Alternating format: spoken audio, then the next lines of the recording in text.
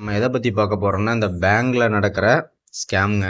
ஸ்கேமுன்னு சொல்கிறத விடங்க, இது ஒரு பயங்கரமான விஷயங்க. படித்தவங்க போனாலே முட்டாளாக்கி அனுப்பிச்சிடுறாங்க. இன்னும் படிக்காதவங்க போனால் இன்னும் என்னென்ன பண்ணுவாங்க இந்த பேங்க்கில் வேலை செய்கிறவங்க. ஏடிஎம், பேங்க், இந்த பேங்க்காரங்க அவங்களுக்கு சம்மந்தமான ஏடிஎம் மிஷின்களை எதுக்கு வைக்கிறாங்கன்னே தெரியலங்க. என்ன ரீசனுக்காக வச்சுருக்காங்கன்னு தெரியல. அதை மெயின்டெனன்ஸ் பண்ணுறதே இல்லை. சரிங்க, நான் ஒரு சுருக்கமாக உங்களுக்கு ஒரு விஷயத்த சொல்கிறேங்க. எனக்கு நடந்ததை சொல்கிறேங்க. நான் ஒரு நல்ல பேங்க்கில், அதாவது ஒரு முன்னணி பேங்க்கில் நான் அக்கௌண்ட் வச்சுருக்கேங்க.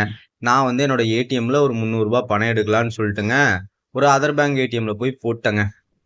போட்டு அங்கே என்னாச்சுன்னு கேட்டிங்கன்னா, பணம் நம்ம போட்டு எல்லாம் பின் நம்பர்லாம் செட் பண்ணி பணம் எடுக்கிறப்பங்க ஏடிஎம் மிஷின் ஆஃப் ஆகி ஆன் ஆகிட்டு இருந்ததுங்க. ஆஃப் ஆகி ஆன் ஆகிட்டு இருந்ததுங்க. எனக்கு அக்கௌண்ட்டில் அமௌண்ட் டெபிட் பண்ணிட்டாங்க. 3000 டெபிட் பண்ணிட்டாங்க. நான் போயிட்டு அந்த ஏடிஎம் சம்மந்தமான பேங்க்கில் போய் கேட்டதுக்கு அவங்க என்னங்கிறாங்க, அதுக்கு நாங்களாம் பொறுப்பேற்றுக்க முடியாது, நீங்கள் உங்கள் பேங்க்கில் போய் கேளுங்க அப்படிங்கிறாங்க.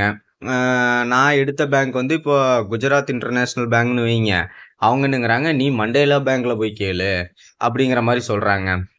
அப்புறம் நான் கேட்டதுக்கு, ஏங்க நீங்கள் இப்படி பேசுகிறீங்களா, ஒரு கஸ்டமர் வந்தால் இந்த மாதிரி தான் கேட்பீங்களா அப்படின்னு கேட்டதுக்குங்க, தெரியாதவங்க கேட்டால் இப்படி தான் சொல்லுவீங்களா அப்படிங்கிறதுக்கு, நாங்கள் அப்படி தாங்க சொல்லுவோம், இருங்க உங்களை மேலிடத்துல கம்ப்ளைண்ட் பண்ணுறேன்னு சொன்னதுக்கு, நீங்கள் கம்ப்ளைண்ட் பண்ணிக்கங்கன்ட்டு அவ்வளோ தைரியமாக பேர் சொல்கிறாங்க. சரி, ஆக்சுவலாக நம்ம படித்த நம்மளே போய் கேட்குறப்போ அவங்க இப்படி சொல்கிறாங்க அப்படின்னா, படிக்காத எத்தனையோ பேர் இருக்காங்க. அவங்க போனால் இவங்க என்னெல்லாம் பண்ணுவாங்க. ஸோ இந்த பேங்க்கில் வேலை செய்கிறவங்கெல்லாம் வாடிக்கையாளர்களை மரியாதையாக நடத்தணுங்க. ஏதாவது தெரியலை அப்படின்னா அவங்களுக்கு இப்படி தாங்க ப்ரொசீஜர், இந்த மாதிரி பண்ணுங்க, உங்களுக்கு உங்கள் பணம் திரும்ப கிடைச்சிரும் அப்படின்னு சொல்கிறதெல்லாம் இல்லைங்க. எவனுக்கோ எங்கேயோ இன்னும் ஆயிடுச்சு போயுது.